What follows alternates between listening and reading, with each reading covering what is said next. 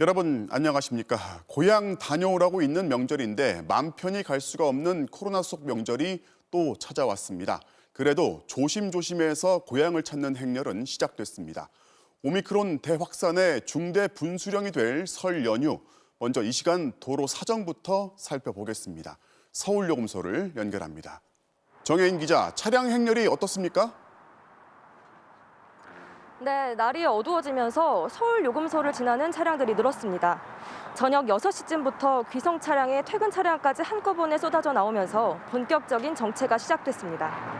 고속도로는 낮 동안엔 평소와 비슷한 모습을 보이다 오후 3시부터 귀성 차량이 몰리며 정체 구간이 점차 늘어났는데요. 폐쇄회로 화면으로 현재 상황 보겠습니다. 먼저 경부고속도로 기흥 동탄입니다. 화면 왼쪽 부산 방향과 오른쪽 서울 방향 모두 차량으로 막혀 빠르게 나아가지 못하고 있습니다. 다음은 충북 음성 중부고속도로 낙타고개입니다. 평소 금요일 밤보다 차량이 다소 늘었는데요. 특히 청주 남이 방향으로 계속해서 차량 통행이 이어지고 있습니다. 경부고속도로 부산 방향으로는 옥산 분기점에서 청주 나들목 등 총 43km 구간에서 정체가 이어지고 있고, 중부고속도로는 청주 남이 방향으로 진천 나들목에서 증평 나들목 등 15km 구간이 막혀 있습니다. 지금 서울에서 출발하면 부산까지 4시간 40분, 대전까지 1시간 50분, 광주까지 3시간 40분이 걸릴 것으로 예상됩니다. 오늘 정체는 밤 10시쯤 해소될 전망입니다. 코로나19 확산 방지를 위해 올해도 작년처럼 고속도로 휴게소에선 음식을 포장만 할 수 있고 고속도로 통행료도 내야 합니다. 휴게소 7곳과 철도역 1곳에는 임시 선별검사소가 설치돼 진단검사도 받을 수 있습니다. 연휴 기간 하루 평균 이동량은 480만 대로 작년보다 11% 늘어날 것으로 예상되는데요. 내일 귀성길은 낮 12시쯤 가장 막히고 서울 방향으로는 오후 4시에 가장 혼잡할 것으로 예상됩니다. 설 당일과 설 다음 날 오후 2, 3시쯤은 귀성과 귀경의 여행 차량까지 겹치면서 정체가 절정에 이를 것으로 전망됩니다. 특히 설 당일은 중부지방을 중심으로 눈 예보까지 나와 있습니다. 지금까지 서울요금소에서 MBC 뉴스 정혜인입니다. 네, 설 연휴를 앞두고 새로운 확진자는 연일 최고치를 기록하고 있습니다. 정부는 이동을 최대한 자제하고 이동을 하게 되면 코로나 검사부터 받으라고 합니다.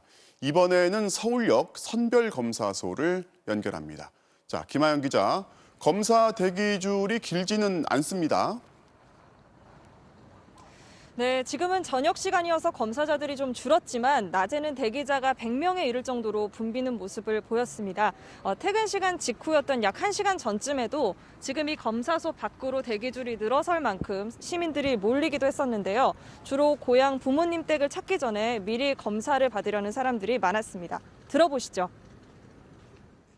설 때 부모님 뵈려고 안전하게 하기 위해서 제가 받으러 왔습니다. 확진자 수를 보면은 이거는 정말 긴장됩니다. 신규 확진자 수는 하루 사이 1,580여 명이 증가한 16,096명으로 나흘째 역대 최다 기록을 다시 쓰고 있습니다. 수도권에서만 10,000명이 넘는 확진자가 나왔고 연령대별로 보면 확진자 10명 중 5명이 20대 이하 젊은 층이었습니다. 정부는 이번 설 연휴 기간의 이동과 접촉량이 연휴 이후 오미크론 확진 규모를 결정할 것으로 보고 있습니다. 당장 내일부터 시작되는 5일간의 설 연휴가 오미크론 유행의 크기를 결정짓는 변수가 될 것 같습니다. 이동과 만남을 가급적 자제해 주실 것을. 설 연휴 특별 방역 대책이 실시되면서 다음 달 6일까지 요양병원과 시설의 접촉 면회는 금지됐습니다. 휴게소 음식은 기존처럼 포장만 가능하고 기차는 창가 좌석만 앉을 수 있습니다. 전국의 주요 고속도로 휴게소와 터미널 근처에는 임시 선별 검사소가 운영됩니다. 정부는 최소 2주 전에 접종을 완료하지 않았다면 불가피하게 고향을 방문할 경우 코로나 검사를 받고 이상 증상이 있다면 방문을 취소해달라고 강조했습니다. 지금까지 서울역 광장 임시 선별 검사소에서 MBC 뉴스 김하영입니다. 내일부터 전국의 보건소가 운영하는 선별진료소를 가면 자가검사 키트로 빠른 검사를 받을 수 있습니다. 결과는 15분 만에 나오는데 여기에서 양성이 나오면 PCR 검사를 추가로 받습니다. 어떻게 이용할 수 있는지 이준범 기자가 설명해 드립니다. 서울 강남구 보건소의 선별진료소. PCR 검사를 받으려는 사람들로 긴 줄이 늘어선 진료소 맞은편에 새 천막이 생겼습니다. 천막 안에선 책상과 의자를 옮기는 작업이 한창입니다. 신속 항원 검사가 시행될 공간입니다. PCR 검사랑 따로 동선 분리해서 하루 2,000에서 3,000명 정도 수용 가능한 그 공간은 나오고 있습니다. 내일부터 전국 256곳 보건소 선별진료소에선 기존과 같은 PCR 검사뿐 아니라 자가검사 키트를 활용한 신속 항원 검사도 진행됩니다. 코 속에 면봉을 넣어 검체를 채취한 뒤 시약에 섞어 검사판에 떨어뜨리면 15분 뒤 음성이면 한 줄, 양성이면 두 줄이 표시됩니다. 양성이 나오면 PCR 검사를 다시 받아야 합니다. 다만 보건소 선별진료소만 대상이다 보니 고속도로 휴게소나 공원, 광장 등의 임시선별 검사소에선 기존처럼 PCR 검사만 진행됩니다. 다음 달 3일부터는 모든 검사소에서 자가검사 키트가 도입되고 고위험군이 아닌 사람은 자가검사 키트로 먼저 검사를 해야 합니다. 정부는 각 선별진료소에 15,000명 분량의 초도 물량을 배정하는 등 자가검사 키트 686만 명 분량을 확보해 공급한다고 밝혔습니다. 국내에서 하루 750만 개 생산이 가능해 키트 부족 사태는 벌어지지 않을 것으로 예상했습니다. 재고량이 한 300만 개 정도는 지금 있는 그런 상태입니다. 수요보다는 지금 공급이 많은 상태입니다. 검사 방식뿐 아니라 백신도 더 다양해집니다. 다음 달 중순부터는 18세 이상 미접종자와 요양시설 입소자 등 고위험군들에게 노바백스 백신 접종이 시작됩니다. 화이자, 모더나 같은 mRNA 백신으로 1, 2차 접종을 받았지만 의학적 사유로 추가 접종이 어려운 사람들에겐 합성 항원 방식의 노바백스 백신으로 교차 접종도 할 수 있습니다. MBC 뉴스 이준범입니다. 설 연휴가 끝나고 목요일부터 전국의 호흡기 전담 클리닉에서 먹는 치료제를 처방할 수 있습니다. 코로나 검사부터 치료까지 원스톱으로 맡긴다는 건데요.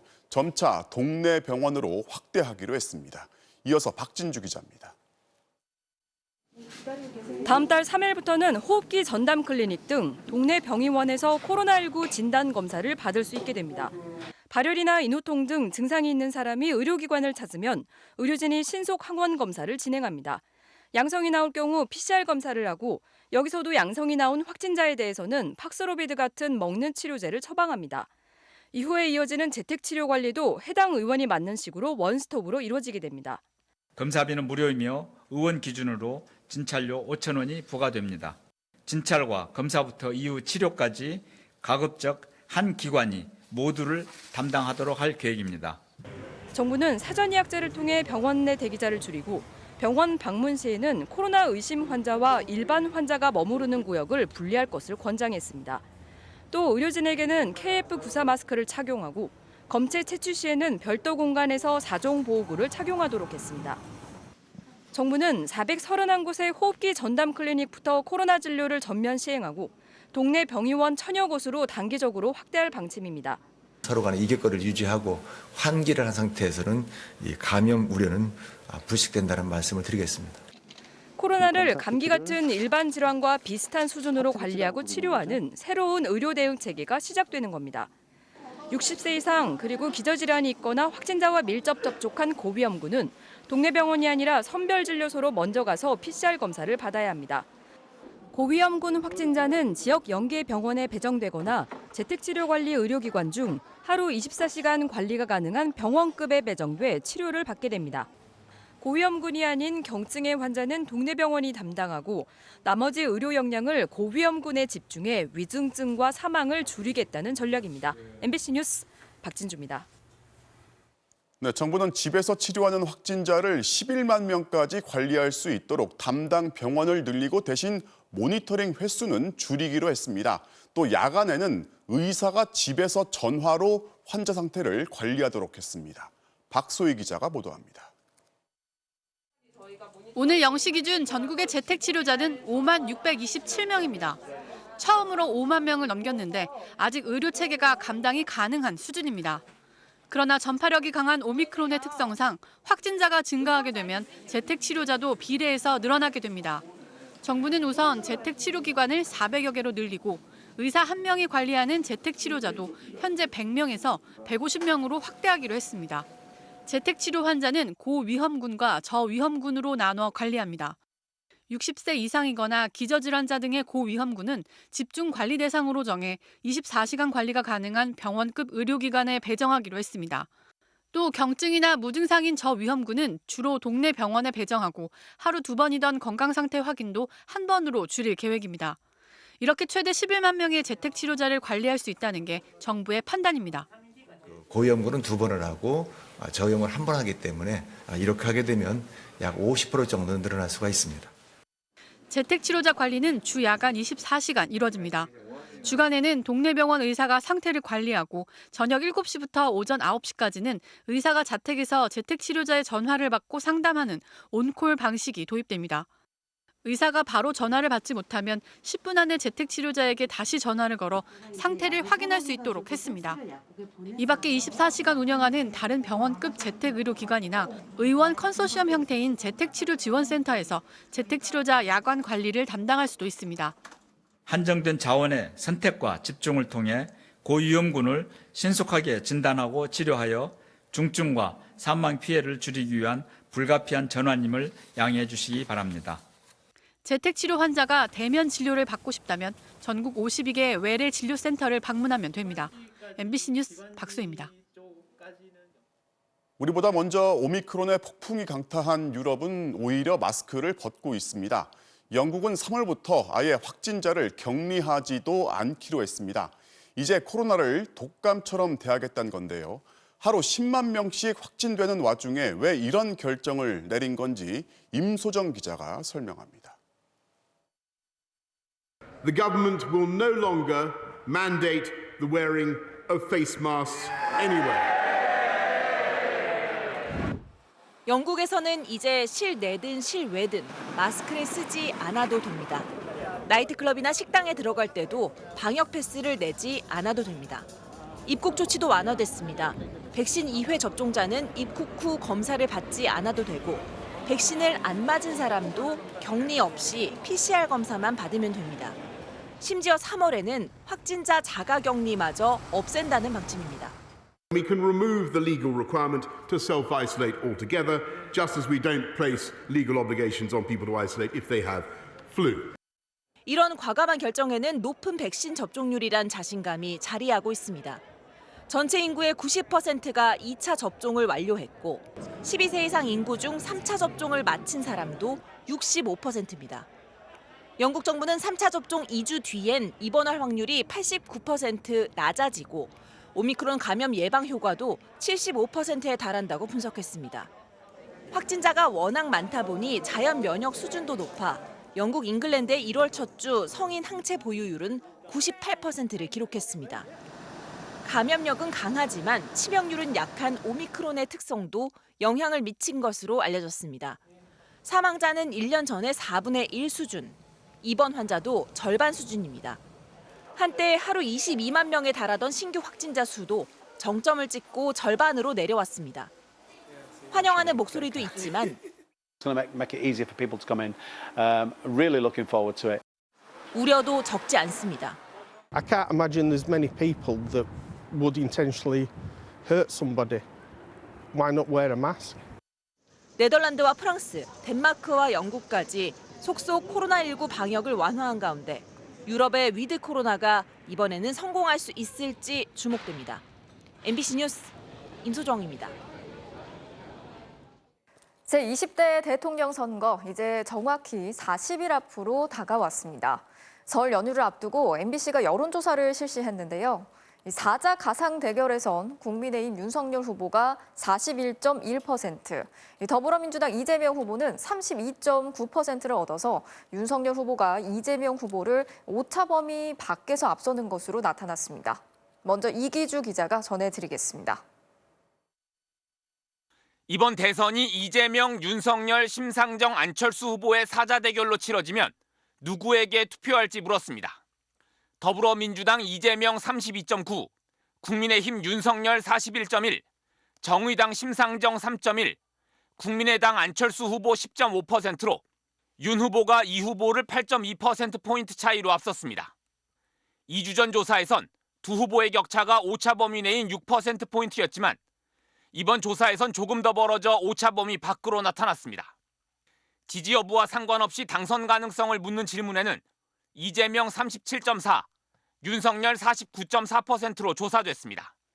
2주 전 조사와 비교하면 윤 후보의 당선 가능성이 뚜렷하게 상승한 것으로 나타났습니다. 야권 후보 단일화에 대해선 찬성한다 46.5, 반대한다 38.4%로 찬성 의견이 더 많았습니다. 누구로 단일화돼야 하는지에 대해선 윤석열 46.1, 안철수 40.4%로 오차 범위 내에서 의견이 갈렸습니다. 야권 후보 단일화를 가정한 3자 대결에 대해서도 물었습니다. 이재명, 윤석열, 심상정 후보의 3자 대결에선 각각 35.3, 46.4, 5.1%로 조사됐고 이재명, 안철수, 심상정 후보의 3자 대결에선 각각 33.7, 41.0, 4.6%로 나타나 3자 대결에선 야권 단일 후보가 이재명 후보를 오차 범위 밖에서 앞서는 것으로 집계됐습니다. 이번 대선에 대한 인식은 정권 재창출을 위해 여권 후보가 당선돼야 한다 34.7, 정권 교체를 위해 야권 후보가 당선돼야 한다 55.6%로 나타났습니다. MBC 뉴스 이기주입니다. 정치권에서 쟁점으로 떠오른 대선 후보 TV 토론에 대해서도 물어봤습니다. 응답자 3명 중에 2명 가까이가 후보 선택에 영향을 줄 거라고 답했습니다. 국회의원이 같은 지역구에서 4선 이상의 연입을 못하게 하는 방안에 대해서는 바람직하다는 의견이 70%에 달했습니다. 이어서 최경재 기자가 정리했습니다.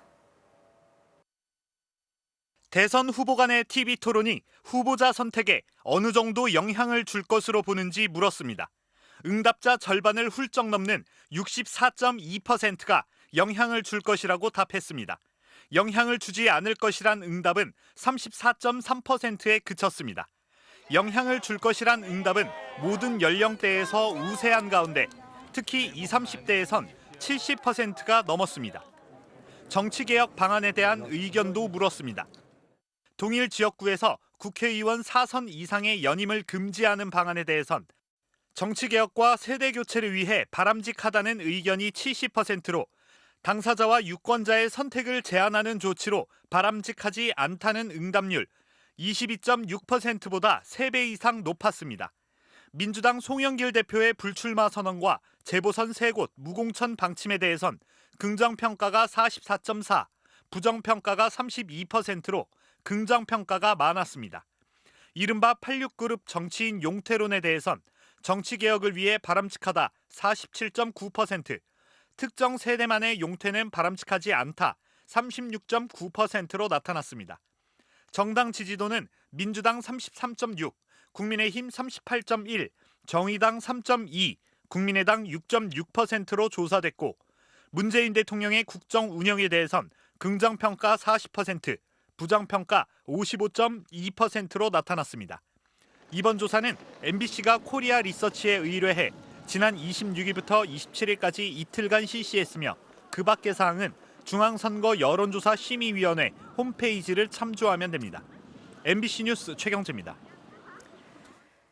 논란이 됐던 대선 후보 TV 토론은 다음 달 3일에 4자 TV 토론을 여는 것으로 가닥이 잡혔습니다. 이 4자 토론과는 별도로 31일에는 이재명, 윤석열 두 후보의 양자 토론도 추진을 하기로 했는데요. 이를 두고 국민의당과 정의당의 반발도 계속되고 있습니다. 김정인 기자가 취재했습니다. 민주당과 국민의당, 정의당이 오늘 오후 4자 TV 토론을 위한 실무 협의에 나섰습니다.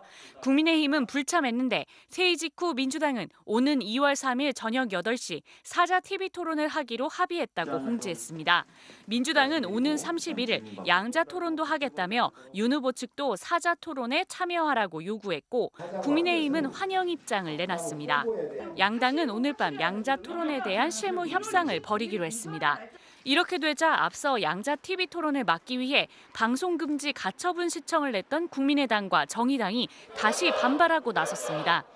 국민의당은 다자 토론을 미끼로 양자 토론을 합의한 꼼수 정치라고 비난했고 정의당도 법원 결정을 심각하게 훼손하는 것이라며 목소리를 높였습니다. 이재명, 윤석열 두 후보가 또다시 양자 토론을 강행하는 것은 법원의 결정을 거스르고 심각하게 훼손하는 것입니다.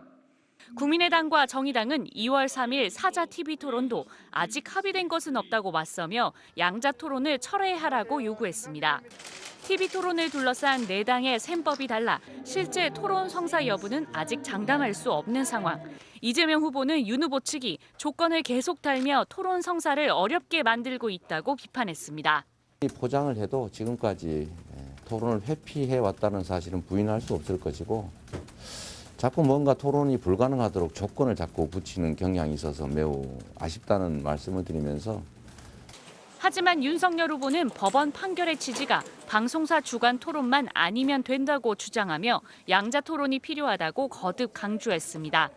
공영 방송 스튜디오에서 초청받아 하는 것은 곤란하다 하니까 저희가 그럼 국회 회의실이라든지 이런 데서 얼마든지 언론에는 문호를 열어놓고 거대 양당이 양자 토론과 사자 토론 동시 추진 입장을 밝힘에 따라 TV 토론을 둘러싼 정치권의 진통은 계속될 걸로 보입니다. MBC 뉴스 김정인입니다.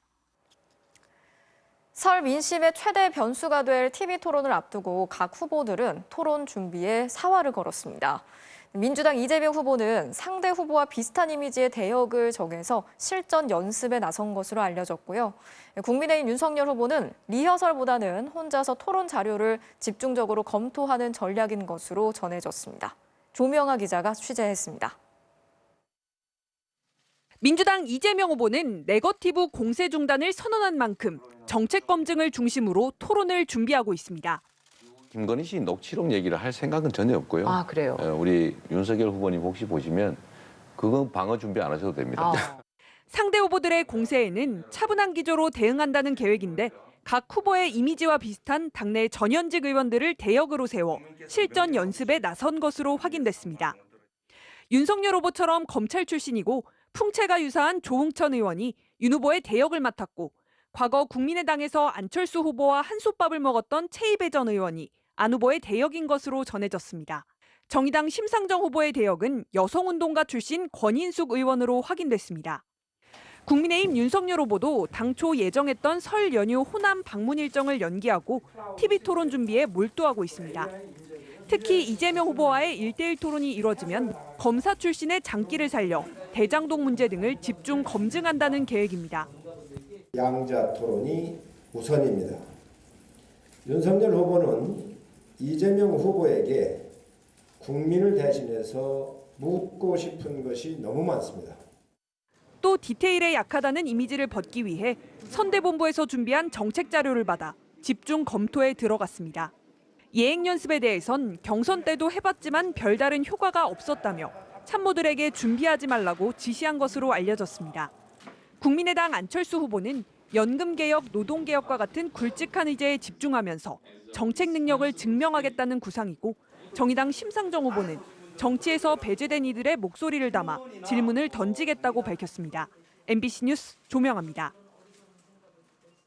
광주 아이파크 붕괴 사고 실종자 2명이 잇따라 발견되고 이제 남아있는 실종자는 3명입니다. 이들은 어디에 있을 가능성이 높은지, 그래서 지금 어떤 작업이 진행되고 있는지 우종훈 기자가 취재했습니다. 16개 층의 바닥이 무너진 광주 아이파크 아파트. 붕괴 건물을 남쪽에서 봤을 때 두 번째, 세 번째 발견된 실종자들은 외벽 없이 기둥만 남은 2호 세대의 27층과 28층 안방 쪽에서 발견됐습니다. 하지만 26층에서 28층에 걸쳐 대형 슬래브와 철근이 흘러내린 콘크리트와 뒤엉켜 굳어버려 잔해물을 제거할 경우 추가 붕괴할 가능성도 있습니다. 이에 따라 구조당국은 29층의 벽면에 구멍을 뚫어 28층과 27층으로 내려가는 방식으로 구조하기로 했습니다.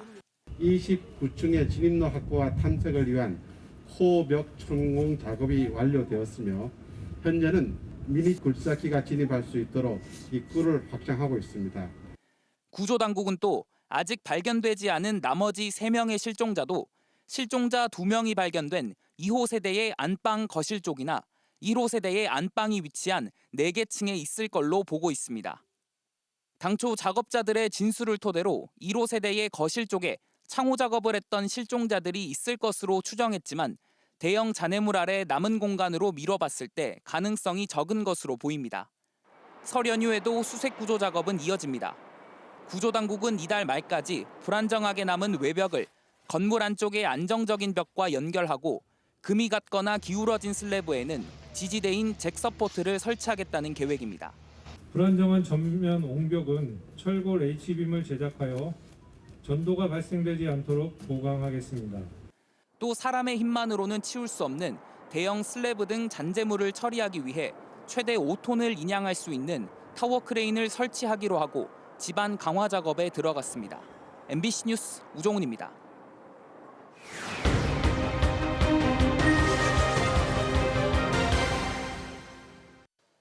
제보는 MBC입니다. 중학교 1학년 학생이 또래들한테 불법 촬영과 성폭력을 당했습니다.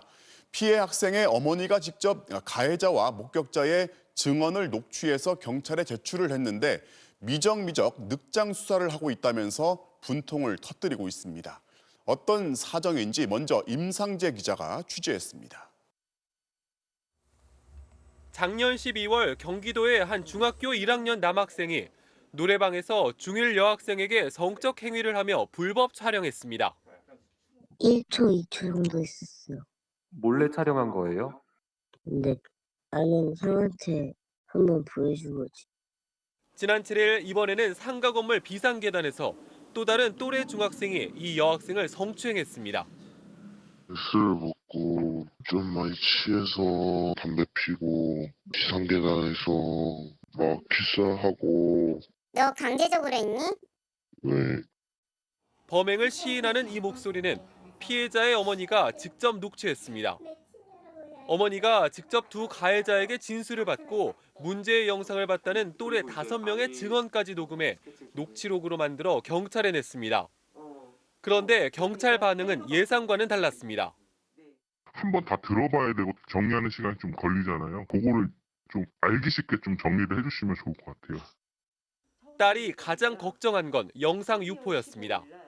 얼굴 다 뜯어고치고 싶대. 아무도 모르게. 다른 친구를 또 만난다니 두려운 거예요. 휴대전화부터 빨리 압수하길 바랐지만 경찰이 휴대전화 압수수색 영장을 신청한 건 불법 촬영 신고 보름이나 지나서였습니다. 우리 아이는 그날 이후로부터 집에서 은둔 생활하고 있는데 너무 두려워요. 경찰은 피해자에게 불법 촬영 관련 진술을 받는 일정이 늦어져 조치도 시간이 걸린 것이라고 해명했지만 피해자 측은 납득하기 힘들다는 입장입니다. 압수를 빨리 해야 되는 거 아니야. 어이가 없는 게 내가 봤더니 녹취 따고 이것까지 해서 했는데 진술이 필요하대요. 어머니는 경찰이 미적되는 사이 딸에게 가해자의 친구들이 2차 가해까지 저지르고 있다며 빠른 수사를 촉구했습니다. MBC 뉴스 임상재입니다. 이 사건의 가해자들은 모두 만 13세, 형사처벌을 받지 않는 촉법소년입니다. 피해자 어머니는 경찰이 수사에 미적거리는 이유가 어차피 처벌할 수 없어서라고 의심하고 있습니다. 거의 70년 전에 만들어진 촉법소년제도, 과연 이대로 괜찮은지 여전히 찬성과 반대로 나뉘어 있습니다. 이어서 김건휘 기자입니다. 작년 12월 중학교 1학년 여학생을 불법 촬영한 또래 중학생. 한 달 뒤 이 여학생을 성추행한 다른 중학생. 모두 범행 당시 13살이었습니다. 형사처벌을 받지 않는 만 14살 미만 촉법소년입니다. 최고 처분은 2년 소년원 송치입니다. 체포 안 된다. 쟤네들은 촉법이기 때문에. 법이 그러기 때문에 어쩔 수 없다. 작년 5월 중학교 1학년 여학생을 성추행하고 이를 촬영한 뒤 영상을 퍼뜨린다고 협박했던 중학교 2학년 남학생. 4차례의 유사강간과 불법 촬영이 모두 인정됐습니다. 유사강간죄는 벌금형 없이 징역형으로만 처벌받는 중범죄지만 40시간의 사회봉사와 단기 보호관찰 처분이 전부였습니다. 그 사회봉사 몇 시간 받고 또 보면 그게 용납이 되겠어요. 그냥 나이 어리다는 이유만으로. 이거 완전히 훈방이죠. 재작년 3월 13살 중학생이 2번이나 차를 훔쳐 운전했지만 촉법소년이라서 번번이 풀려났습니다. 3번째 차량 절도와 무면허 운전, 끝내 무고한 대학생을 치어 숨지게 했습니다.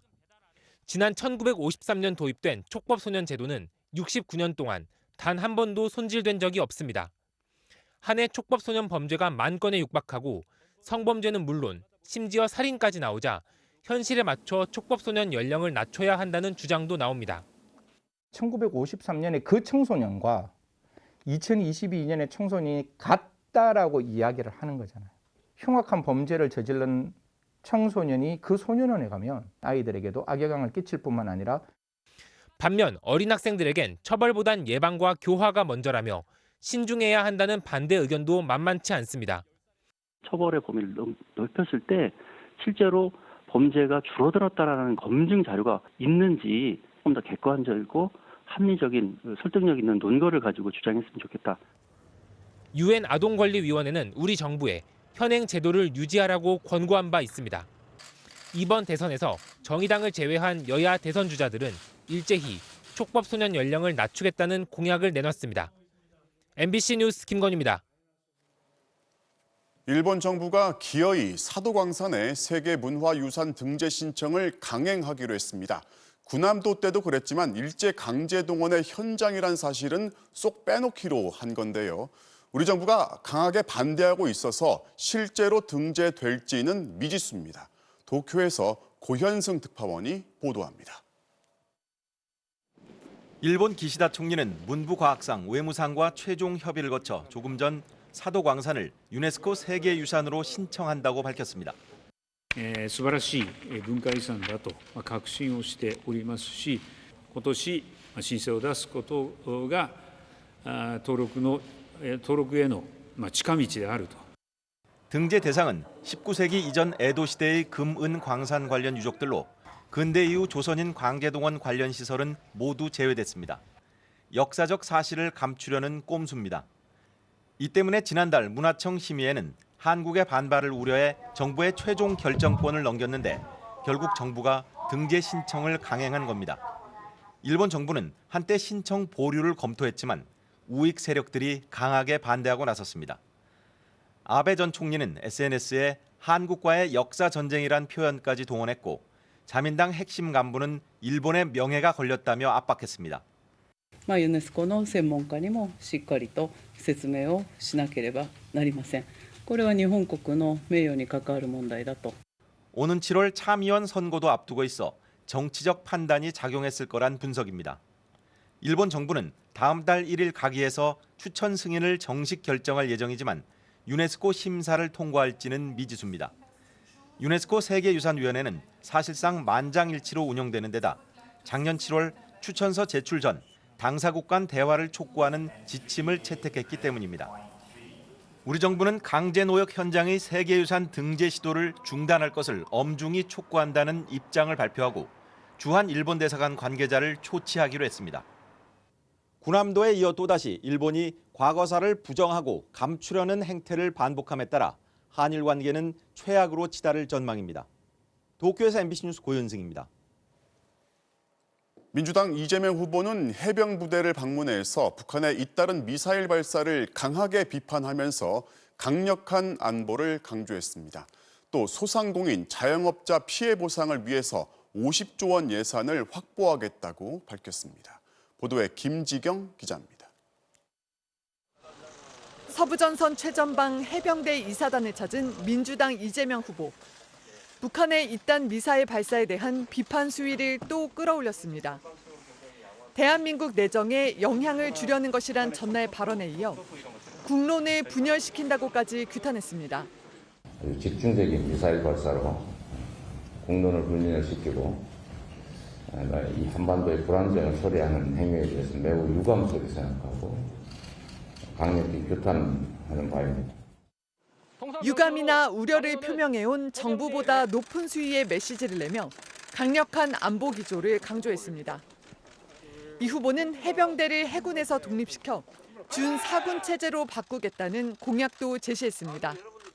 대한의사협회와의 간담회에선 방역대책 지원을 위해 집권 뒤 긴급재정명령이나 추가 추경을 통해 50조 원 정도를 확보하겠다고 밝혔습니다. 박정희 정권이 전라도를 소외시켰다는 자신의 발언을 두고 국민의힘이 지역 감정을 조장한다고 비난하자 지금은 아니지만 과거 정권이 지역 차별을 했던 건 사실이라며 역공에 나섰습니다. 세대 갈등, 남녀 갈등, 남북 갈등을 조장하면서 분열과 증오를 이용해서 정치 권력을 획득하려고 하는 되돌아보시기를 바랍니다. 정의당 심상정 후보는 37년째 복직투쟁 중인 한진중공업 김진숙 지도위원을 만나며 노동 행보를 강화했습니다. 노동자들 곁을 지키면서 노동권을 살려내는 그런 정의당 되겠다는 각오로 이번에 대통령 선거 더 절실하게 임하겠습니다. 그러면서 이재명 후보의 주 4.5일제 추진은 심상정 반만 하겠다는 것이고 윤석열 후보의 주 120시간 노동이 실언이 아니라 신념이란 걸 보여주고 있다고 싸잡아 비판했습니다. MBC 뉴스 김지경입니다. 국민의힘 윤석열 후보는 인공지능 산업을 키워서 한국을 디지털 경제의 패권 국가로 만들겠다고 공약했습니다. 또 국민의힘은 이번 재보궐선거에 곽상도 전 의원 지역구에는 후보를 내지 않기로 했습니다. 이어서 신수아 기자입니다. 국민의힘 윤석열 대선 후보가 한국을 디지털 경제의 패권 국가로 도약시키겠다고 선언했습니다. 임기 3년 안에 인공지능 기술을 활용해 디지털 플랫폼 정부를 완성하고 이를 전 세계가 사용할 수 있도록 수출도 하겠다고 밝혔습니다. 대한민국이 세계에서 가장 빠르고 강력하게 디지털 플랫폼 정부를 구축하고 이를 세계 각국에 수출해서 디지털 지구의 표준이 되도록 또 100만 디지털 인재 양성을 공약하며 초중등 교육과정 내 소프트웨어 교육 확대를 약속했습니다. 국가 차원의 사이버 보안 10만 인재도 키워내겠다고 말했습니다. 국민의힘은 이번 대선과 함께 치러지는 5개 재보궐선거 중 곽상도 전 의원의 지역구였던 대구 중남구의 무공천도 결정했습니다. 곽 전 의원이 대장동 관련 50억 클럽 의혹으로 수사를 받고 있는 점을 감안한 책임 정치 차원의 결정이라고 국민의힘은 설명했습니다. 공관위원회 결정을 저는 존중합니다. 공천하지 않는 것도 하나의 그 국민들에 대한 정당으로서의 그 도리가 아닌가. 하지만 김재원 최고위원이 즉각 무소속 출마를 선언하며 논란이 됐습니다. 민주당은 당 지도부가 당의 결정을 뒤엎은 것이 황당하다며 무공천을 가장한 공천이라고 비판했고 부친의 부동산 의혹으로 사퇴한 윤희숙 전 의원의 서초갑 지역구는 공천하기로 한 데 대해 정의당은 유권자를 우롱하는 모렴치라고 비난했습니다. 외신기자 클럽 간담회에 참석한 국민의당 안철수 대선 후보는 보수 표심을 겨냥한 안보 구상을 밝히며 현 정부의 날을 세웠습니다. 비핵화에 실제로 행동으로 들어가지 않는 상황에서는 절대로 먼저 종전선언을 해서는 안 된다는. 안 후보는 북핵 위협에 대항하기 위해 한미 핵 공유 협정을 추진하고 문재인 정부의 대중국 산불 정책은 즉각 폐지하겠다고 밝혔습니다. MBC 뉴스 신수아입니다. 요즘 중국 자동차가 무섭게 성장하면서 자국 시장의 절반을 접수한 데 이어서 수출도 200만 대를 넘겼습니다. 전기차를 중심으로 급격하게 재편되고 있는 자동차 시장에서 우리 업체들의 대비가 필요해 보이는데요. 베이징에서 이혜인 특파원이 취재했습니다. 전기차가 주력인 중국 자동차 업체 비아디 전시장. 춘제 연휴를 앞두고 사람들로 북적입니다. 이 차는 가격이 6천만 원 정도인데 관심 갖는 사람이 많습니다. 이 회사는 지난해 중국에서만 60만 대의 전기차를 팔았습니다. 30만 대를 기록한 테슬라 판매량의 2배입니다. 지난해 중국에서 판매된 전기차는 352만 대, 32만 대를 판매한 테슬라를 제외하면 모두 중국 업체 차량입니다. 我不觉得这差距有多大，再有一个我觉得从技术到外观应该是挺好。 전기차뿐만이 아닙니다. 세계 최대 시장인 중국에서는 지난해 2,600만 대의 자동차가 팔렸는데 중국 자체 브랜드 점유율이 45%로 1년 전보다 7%포인트 가까이 상승했습니다. 技术上比较可靠，然后性价比也还可以，所以老百姓比较认可，所以它卖得比较好。 내수 시장에서 쌓은 기술력을 바탕으로 수출에서도 성과를 내고 있습니다.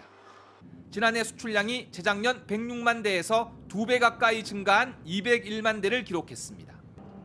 물량으로만 보면 지난해 205만 대를 수출한 한국의 턱밑까지 추격해온 겁니다.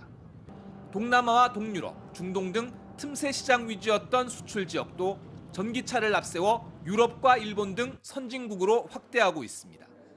比亚迪已经在挪威顺利向客户交付了第1000台唐 EV。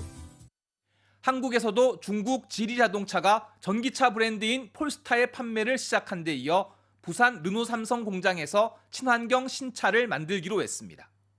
반면 현대기아차의 중국 시장 점유율은 2014년까지만 해도 10%가 넘었지만 지난해에는 2%대로 추락했습니다. 친환경차 위주로 급속하게 재편되고 있는 자동차 시장에서 전기차를 앞세운 중국차의 도전에 미리 준비를 해야 하는 이유입니다. 베이징에서 MBC 뉴스 이혜인입니다. 제주에서 9살 초등학생이 학원 차량에서 혼자 내리다가 차 문에 옷이 끼어서 숨진 사고를 전해드렸는데요. 해당 학원이 6년 동안이나 보호자 없이 차량을 운행해온 것으로 드러났습니다. 박주영 기자가 취재했습니다.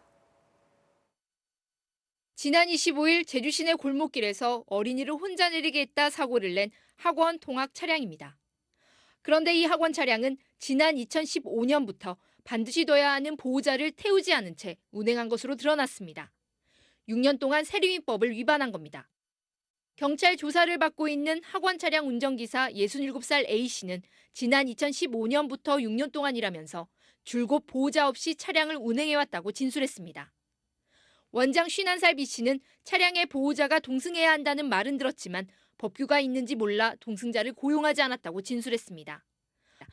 하지만 이 원장은 교육부의 통학버스 관리 시스템에는 자신을 보호자라고 등록해 놓았고 2019년에는 교육도 수료한 것으로 드러났습니다. 경찰은 도로교통법 위반 혐의로 입건했던 원장에 대해 업무상 과실치사 혐의를 추가 적용하기로 했습니다. 세리민법에 대한 단속과 점검이 유명무실하다는 비판이 거세지자 뒤늦게 긴급대책회의가 열렸습니다. 통학버스 시스템을 모두 확인해보니 제주 지역 학원 300여 곳 가운데 20곳이 동승자가 없다고 등록했기 때문입니다. 교육청과 경찰은 통학 차량 1,600여 대를 모두 조사하고 동승자가 실제로 탔는지도 단속하기로 했습니다.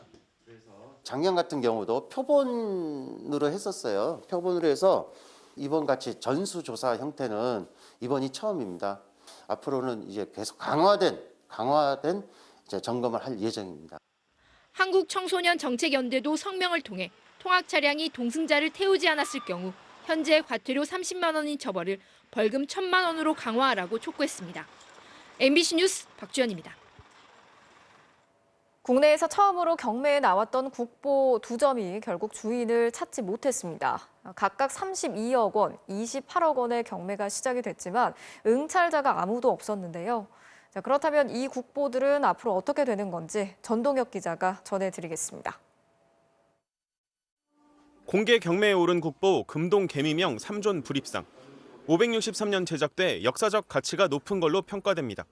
이 문화재를 단상에서 호명하는 것조차 영광으로 생각하겠습니다. 경매 시작가는 32억 원. 그러나 사겠다는 사람이 없어 유찰됐습니다. 소형 불전과 3존불로 구성된 또 다른 국보 금동 3존 불감 역시 시작가 28억 원 그대로 유찰됐습니다. 28억.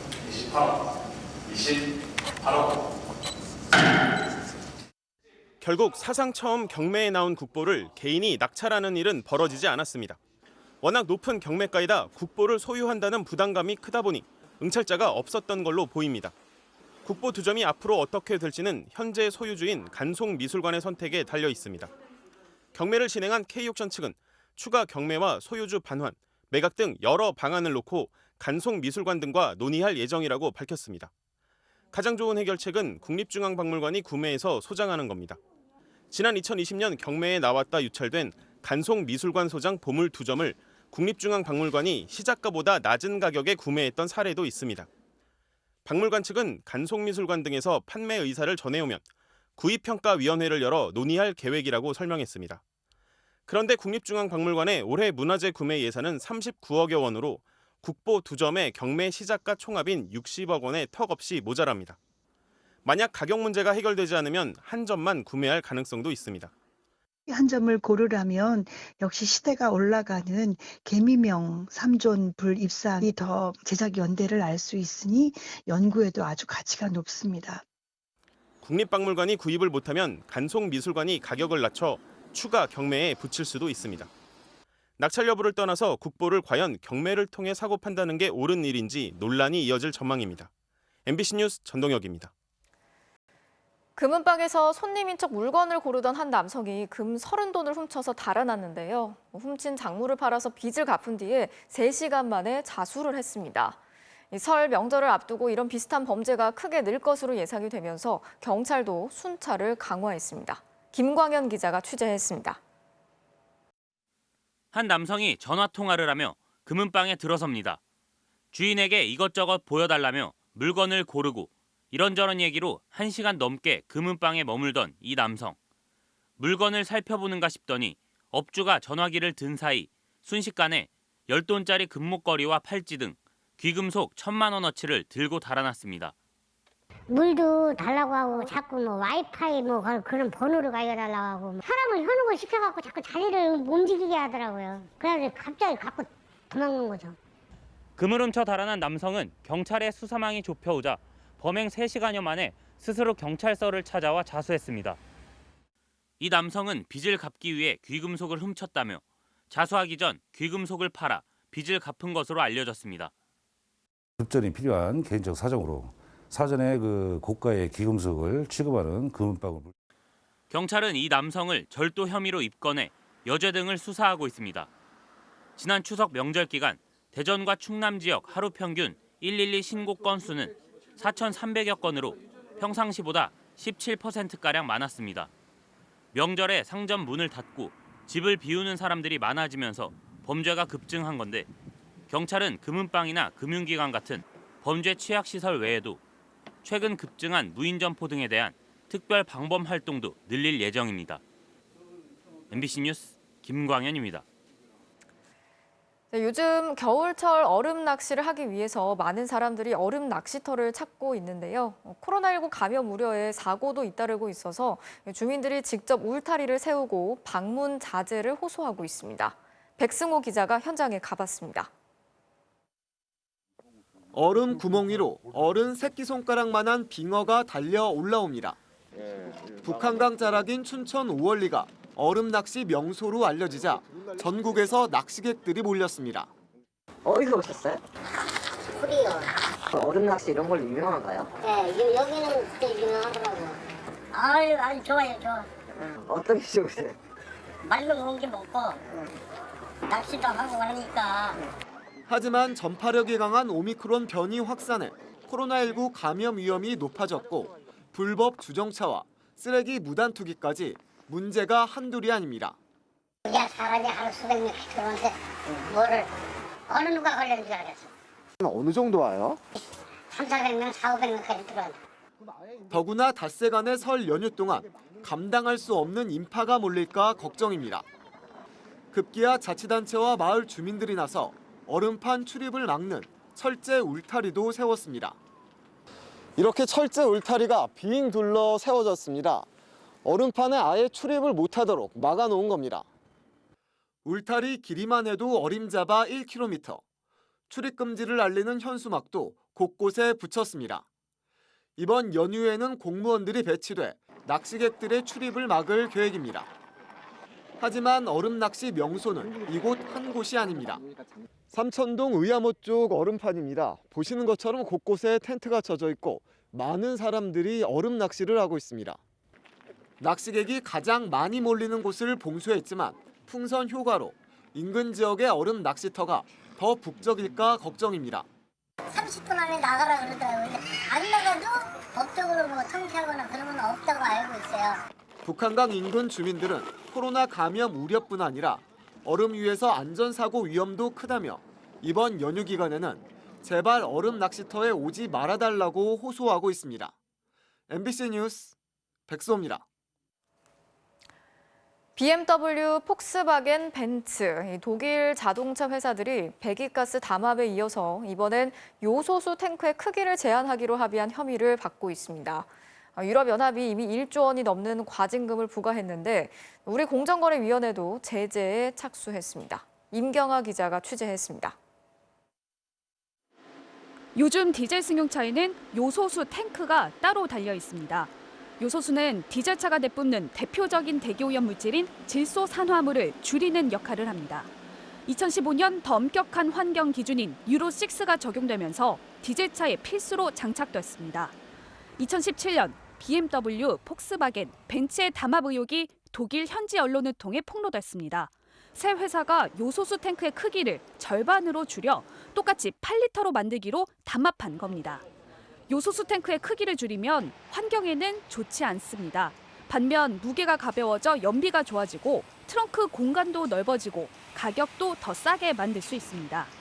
독일 자동차 3사가 대기오염 물질을 더 줄일 수 있는 충분한 기술이 있는데도 이 기술을 쓰지 말자고 서로 의기투합한 사건. 유럽연합은 지난해 7월 BMW에 5천억 원, 폭스바겐 그룹엔 6,800억 원의 과징금을 부과했습니다. 벤츠는 자진 신고한 덕에 과징금을 면했습니다. 유럽연합 집행위원회는 기후환경 정책을 위협하는 모든 담합을 처벌하겠다고 밝혔습니다. 한국공정거래위원회도 BMW, 폭스바겐, 벤츠의 담합 행위에 대한 보고서를 보내고 제재 절차에 착수했습니다. 우리나라 소비자들도 돈을 더 지불하고라도 친환경 차를 구입하겠다. 고려 요소로 보는 분들이 대다수인 거거든요. 친환경을 고려해서 가격을 지불한 소비자들을 기만한 거죠. 독일 자동차 3사의 요소수 담합은 가격 담합처럼 소비자들의 피해가 명백하게 드러나는 건 아닙니다. 소비자의 선택권과 환경을 위협한 새로운 유형의 담합도 처벌될지 기후위기 시대 한국도 시험대에 올랐습니다. MBC 뉴스 임경아입니다. 설 연휴를 앞두고 본격적인 귀성 행렬이 시작되고 있는데요. 서울 요금소를 다시 한번 연결해서 지금 고속도로 상황 어떤지 알아보겠습니다. 자, 정혜인 기자, 지금 상황은 어떻습니까? 네, 1시간 전보다 차량은 눈에 띄게 줄었고 속도도 빨라졌습니다. 귀성 차량의 퇴근 차량까지 겹치면서 저녁 6시쯤부터 본격적인 정체가 시작됐었는데 지금은 정체가 풀리는 모습입니다. 전국 고속도로도 정체 구간이 점차 줄고 있는데요. 현재 폐쇄회로 화면 보겠습니다. 먼저 경부고속도로 기흥 동탄입니다. 화면 왼쪽 부상 방향은 제 속도를 내고 있고 오른쪽 서울 방향으로는 차량들이 천천히 움직이고 있습니다. 다음은 경기 안성 중부고속도로 낙타고개입니다. 충북 청주 남이 방향으로 길었던 차량 행렬은 많이 줄었고 거리를 유지하면서 제 속도를 내고 있습니다. 경부고속도로 부산 방향으로 1시간 전엔 정체 구간이 43km라고 전해드렸는데 지금은 반포나들목에서 서초나들목까지 3km 구간에서만 막히고 있습니다. 지금 서울에서 출발하면 부산까지 4시간 30분, 대전까지 1시간 40분, 광주까지 3시간 20분가량 걸릴 것으로 예상됩니다. 오늘 밤 9시가 넘어가면 정체는 대부분 풀릴 것으로 보입니다. 코로나19 확산 방지를 위해 올해도 작년처럼 고속도로 휴게소에선 음식을 포장만 할 수 있고 고속도로 통행료도 내야 합니다. 휴게소 7곳과 철도역 1곳에는 임시 선별검사소가 설치돼 진단검사도 받을 수 있습니다. 연휴 기간 하루 평균 이동 인원은 480만 명으로 작년보다 17% 늘어날 것으로 예상되는데요. 내일 귀성길은 낮 12시쯤 가장 막히고 서울 방향으로는 오후 4시에 가장 혼잡할 것으로 예상됩니다. 설 당일과 설 다음 날 오후 2, 3시쯤엔 귀성과 귀경의 여행 차례까지 겹치면서 정체가 절정에 이를 것으로 전망되는데요. 특히 설 당일은 중부지방을 중심으로 눈 예보까지 나와 있습니다. 지금까지 서울요금소에서 MBC 뉴스 정인입니다. 한편 일본이 속한 비조는 마지막까지 본선 진출국을 장담할 수 없는 대혼전이 펼쳐지고 있습니다. 이명루 기자입니다. 현재 비조에서 가장 유리한 건 사우디아라비아입니다. 오만을 1대0으로 격파한 비조 1위 사우디는 2위 일본과의 승점 차를 4점으로 유지하면서 최소 조 3위를 확보했습니다. 반면 일본은 끝까지 마음을 놓을 수 없는 처지입니다. 중국을 격파하고 조 2위를 지켜냈지만 호주 역시 베트남을 4대0으로 완파하고 승점 1점 차로 일본을 바짝 뒤쫓고 있습니다. 비조 운명의 향방을 가를 최대 변수는 다음 달 1일 일본과 사우디의 맞대결입니다.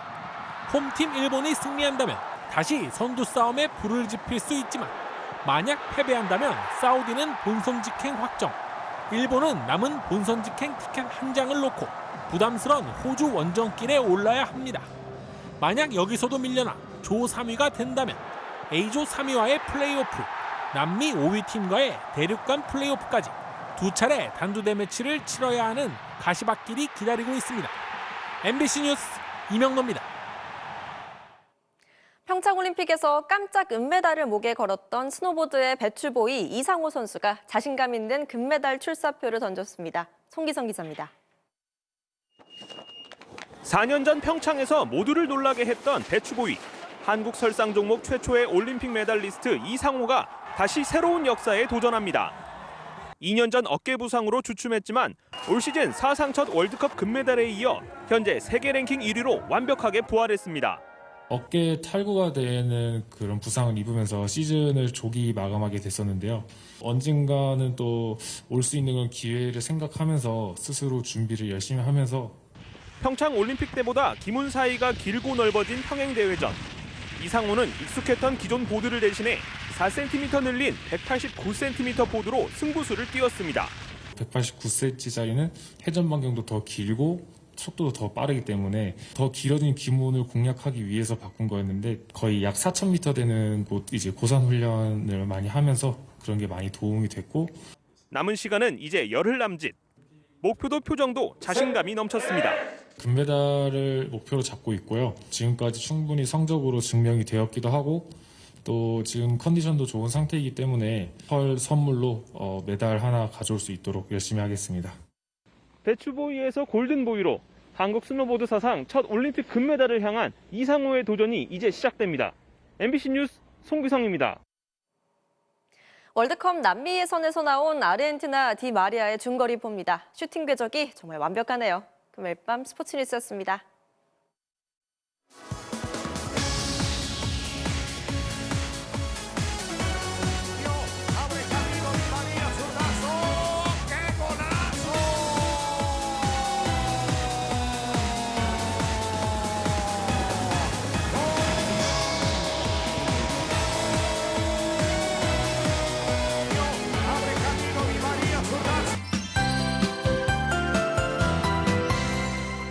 내일부터 시작되는 설 연휴를 앞두고 깨끗한 하늘이 드러났습니다.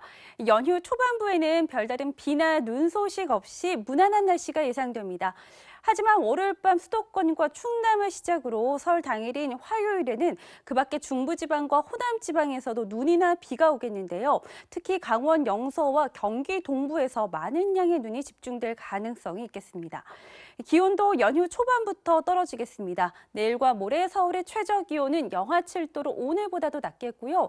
설 당일인 화요일 오후부터는 찬 공기가 강하게 내려오면서 수요일에는 다시 영하 6도까지 떨어지겠습니다. 바람이 강하기 때문에 실제 거리에서 느끼는 추위는 이보다 더 심하겠는데요. 따뜻한 옷차림 해주셔야겠습니다. 내일도 전국의 하늘 가끔씩 구름만 지나겠고요. 부산에는 건조경보가 내려지는 등 동쪽 지방은 메마른 날씨가 이어지겠습니다. 아침 최저 기온은 서울 영하 7도, 춘천 영하 11도, 대구 영하 4도, 전주 영하 5도까지 떨어져 춥겠습니다. 낮 기온은 서울 1도, 광주 5도, 대구 6도가 예상됩니다. 연휴 마지막 날인 수요일에는 서울 등 내륙은 맑겠지만 해상에서 물결이 높게 일면서 백기 불편이 우려됩니다. 날씨였습니다. 뉴스 마치겠습니다. 오늘도 함께해 주신 여러분 고맙습니다.